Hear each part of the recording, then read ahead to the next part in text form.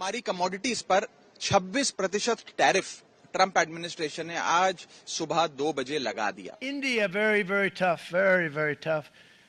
The Prime Minister just left, and he's a great friend of mine, but I said, you're a friend of mine, but you're not treating us right. They charge us 52%. You have to understand, we charge them almost nothing for years.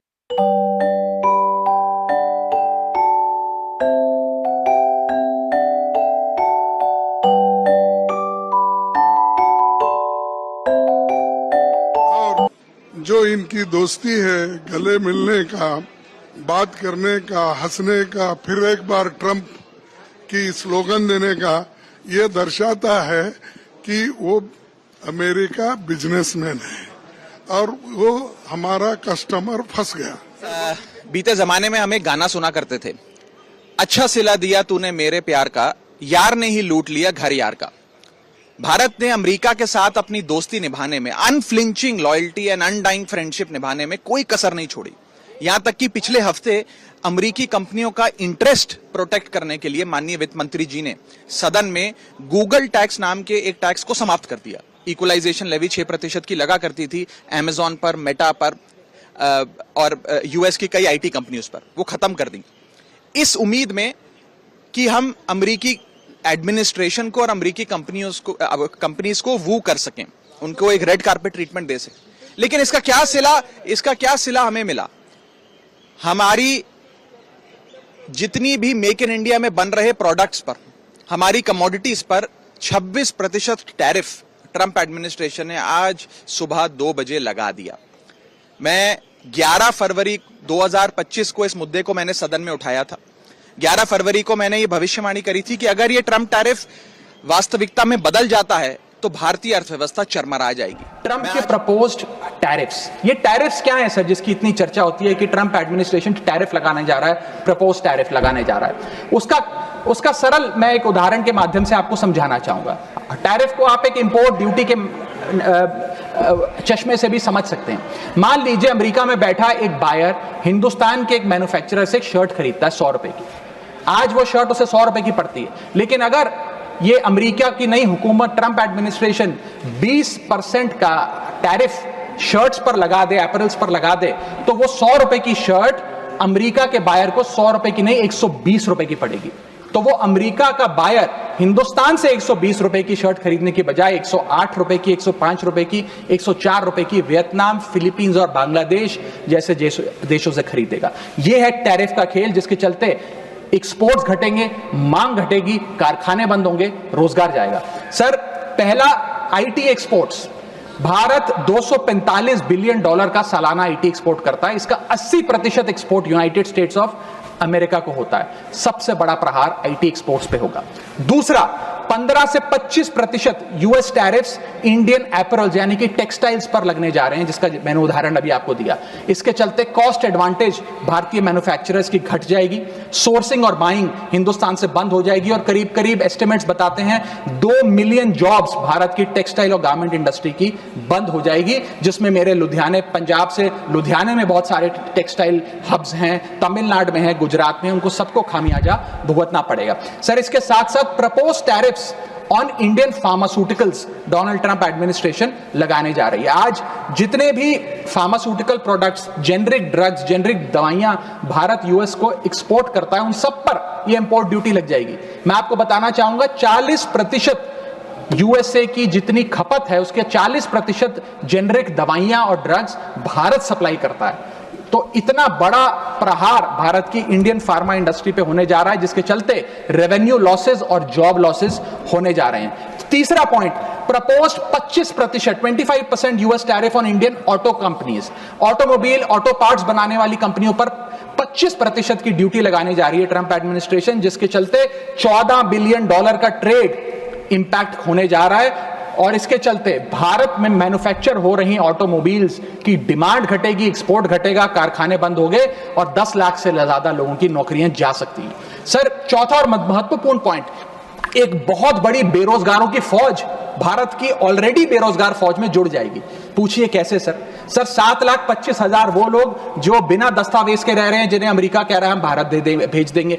1 million वो लोग जिनका green card अभी pending है, उनका green card cancel हो जाएगा।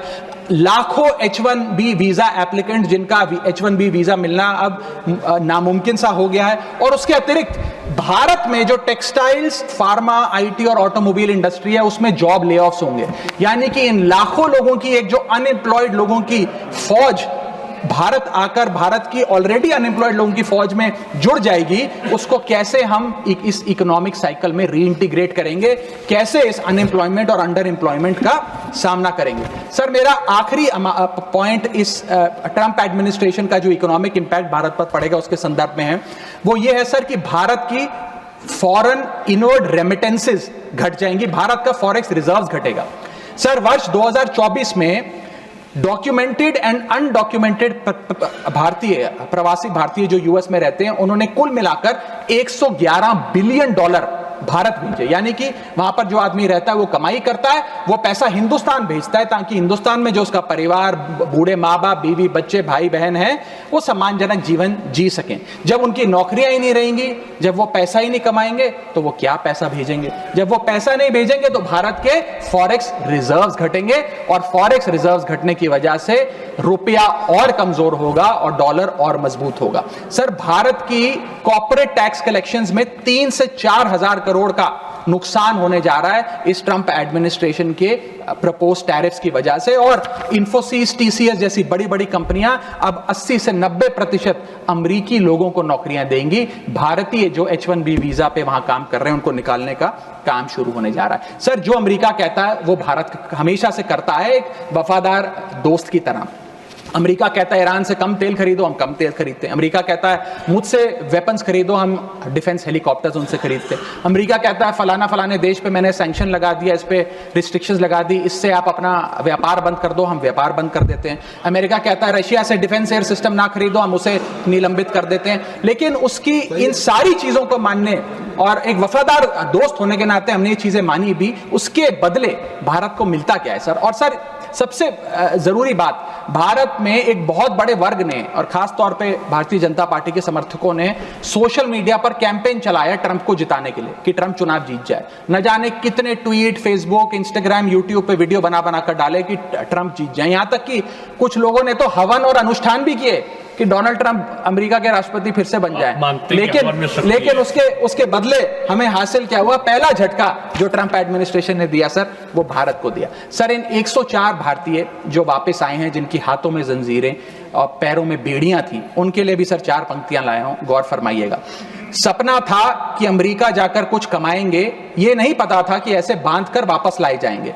हाथों में हथकड़ी, पैरों में बंधी रही बेड़ियां, दर्द से टूटती और चटकती रही एड़ियां, कस के बांधा जंजीरों से जैसे कोई सामान, टपकते आंसू सुनाते हैं क्रूरता की दास्तां। सपने में भी नहीं सोचा था कि ऐसा मंजर, मगर अपनों ने ही खोप दिया पीठ में खंजर।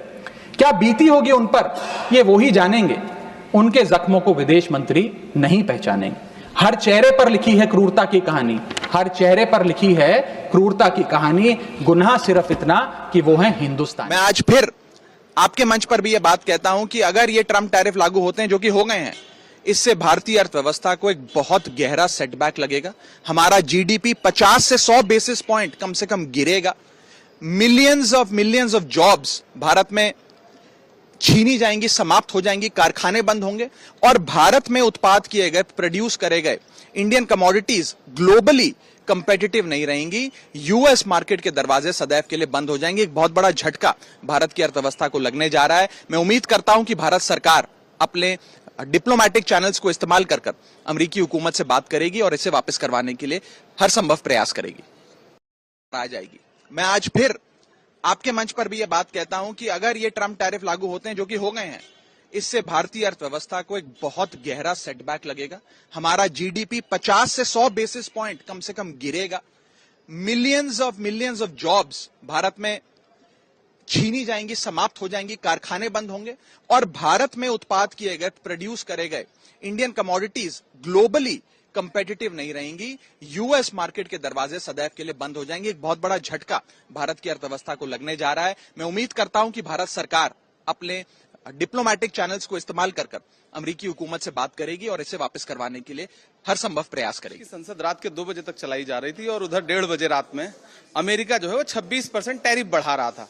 तो देश को और खासतौर से भारतीय जनता पार्टी के मतदाताओं को यह समझने की जरूरत है, ये वक्फ बिल पूरी तरह से एक प्रायोजित कार्यक्रम था ताकि अमेरिका जो टैरिफ लगाने जा रहा है उससे ध्यान हटाया जा सके। ये सरकार सच्चे मुद्दों से, अच्छे मुद्दों से, जरूरी मुद्दों से देश का ध्यान भटकाना चाहती है। इसलिए कभी वक्फ के नाम पे, कभी ट्रिपल तलाक के नाम पे, कभी सीए के नाम पे, जिनसे इस देश के आम आवाम का कोई फायदा नहीं होना है। अगर सीए आया तो उससे इस देश के आम नागरिक का क्या फायदा होना है। ट्रिपल तलाक में आप मुस्लिम बहनों को हक दिलाने की बात कर रहे थे, जो आपका अपना मतदाता बड़े पैमाने पे है उसको आपने कौन सा हक दिला दिया आज तक। तो बेसिकली कल का वक्फ बिल और रात के 2 बजे तक इतनी गंभीरता देश के सामने दिखाना और चर्चा किस पे, वक्फ बिल में मुतवल्ली कौन होगा, वक्फ बिल का जिम्मेदार कौन होगा, वक्फ को मैनेज कौन करेगा। लेकिन अमेरिका 26% टैरिफ लगा रहा है, इस पे बात करने को तैयार नहीं सरकार। और प्रधानमंत्री जी मैंने सुना कि थाईलैंड चले गए हैं।